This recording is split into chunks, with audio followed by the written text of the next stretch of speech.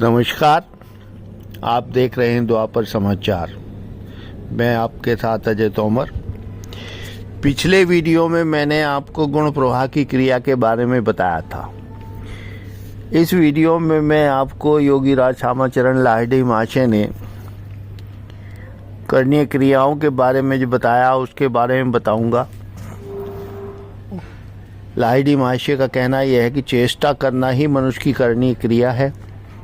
मनुष्य ने वह चेष्टा किस प्रकार की है और चेष्टा कितने प्रकार की है, इसका विवरण नीचे दिया गया है। करणीय क्रियाएं। नंबर 1,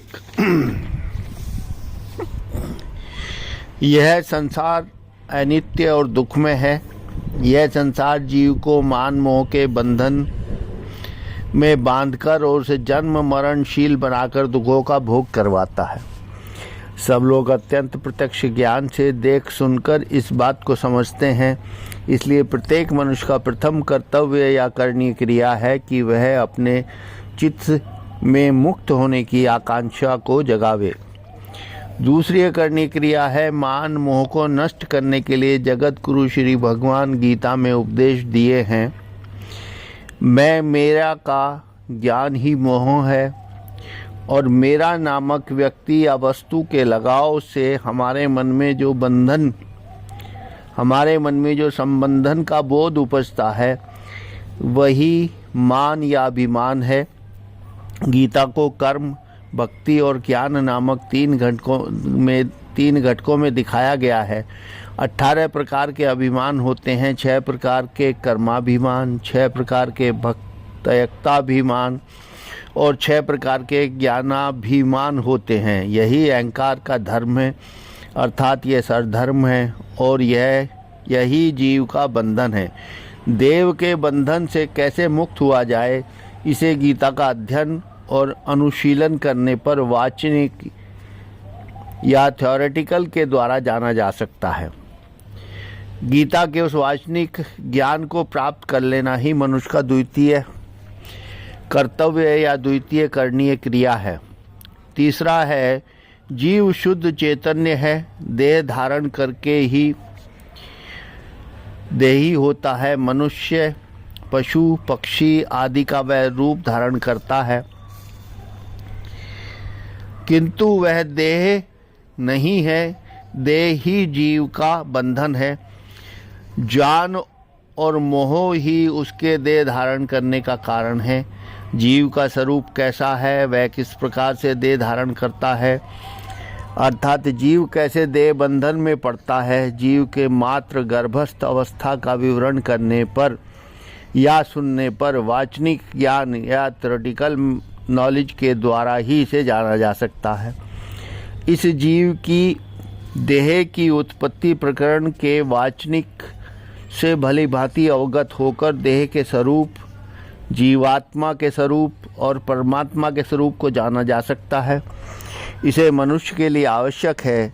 इसे मनुष्य के चित्त में जो संस्कार जन्मता है उसके द्वारा भी वह अपने स्वरूप को समझकर शुद्ध चित्त होकर मुक्त हो सकता है।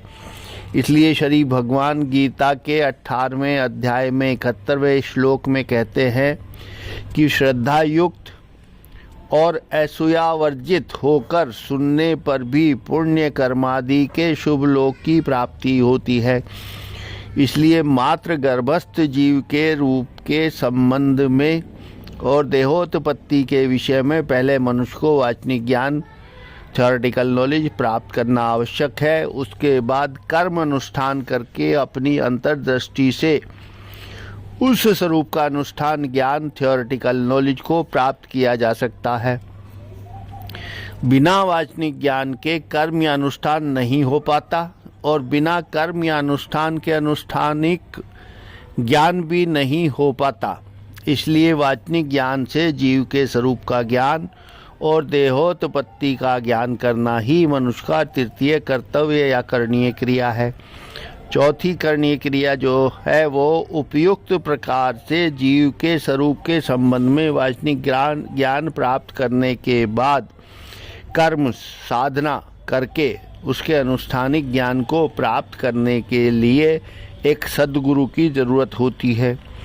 गुरु से दीक्षित होकर और उससे क्रिया लेकर गुरु के उपदेशानुसार कर्म करना पड़ता है। उस कर्म के करने से जो अभिज्ञता हासिल होती है वही है उपयुक्त विषय का अनुष्ठानिक ज्ञान, प्रैक्टिकल नॉलेज। गुरु के निर्देशानुसार नित्य नियम से कर्म क्रिया करना ही क्रिया योग, तपे, स्वाध्याय और ईश्वर प्रणिधान है, यही राजयोग है। इसलिए श्री भगवान ने अर्जुन के बहाने से सभी मानव को गीता का उपदेश दिया। गुरु के उपदेशानुसार कर्मयोग, भक्ति योग और ज्ञान योग का अवलंबन लेकर अभिमान सर्वधर्म को त्याग कर ईश्वर की शरण में जाना होगा। यह मनुष्य का चतुर्थ, श्रेष्ठ और अंतिम कर्तव्य या करणीय क्रिया है।